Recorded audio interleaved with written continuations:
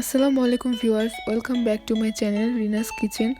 আজকে আমি আপনাদেরকে রান্না করে দেখাবো বাঁধাকপি দিয়ে মলা মাছের চচ্চড়ি। আমি এখানে 250 গ্রাম মলা মাছ নিয়ে পরিষ্কার করে ধুয়ে রেখেছি।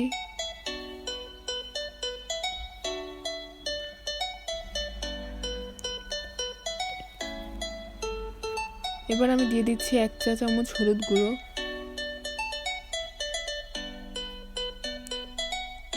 1 চা চামচ মরিচ গুঁড়ো। এবার আমি দিয়ে দিচ্ছি স্বাদ মতো লবণ, আমি 1 চা চামচ দিয়েছি। তারপর দিয়ে দিচ্ছি 1 চা চামচ রসুন বাটা,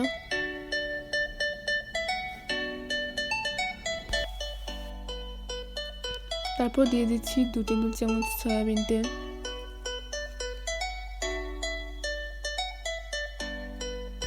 এরপর দিয়ে দিচ্ছি 2টি পেঁয়াজ কুচি, অর্ধেক টমেটো কুচি এবং 3টি কাঁচামরিচ দিয়ে দিচ্ছি। তারপর দিয়ে দিচ্ছি 1 কাপ বাঁধাকপি কুচি। এবার আমি সবগুলো ভালোভাবে নেড়ে নিচ্ছি। তারপর 1 কাপ পানি দিয়ে ভালোভাবে মেখে নিচ্ছি। এবার আমি মিডিয়াম আঁচে চুলায় বসিয়ে দিচ্ছি। 3 থেকে 4 মিনিট পর আমি ঢাকনাটি খুলে একটু নেড়ে নিব। তারপর লো আঁচে দিয়ে দিব 12 মিনিটের জন্য।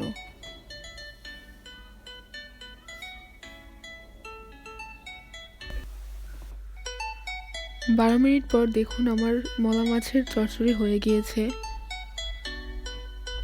এবার আমি বাগার দিয়ে নামিয়ে ফেলবো। হয়ে গিয়েছে আমার বাঁধাকপি দিয়ে মলা মাছের চচ্চড়ি। এটাই ছিল আমার আজকের রেসিপি। আশা করছি আপনাদের কাছে ভালো লেগেছে। আমার রেসিপিটি যদি ভালো লেগে থাকে তাহলে অবশ্যই একটি লাইক দিবেন, আর আপনাদের কোনো কোশ্চেন থাকলে অবশ্যই আমাকে কমেন্ট করে জানাবেন। আমার চ্যানেলটি সাবস্ক্রাইব করতে একদমই ভুলবেন না।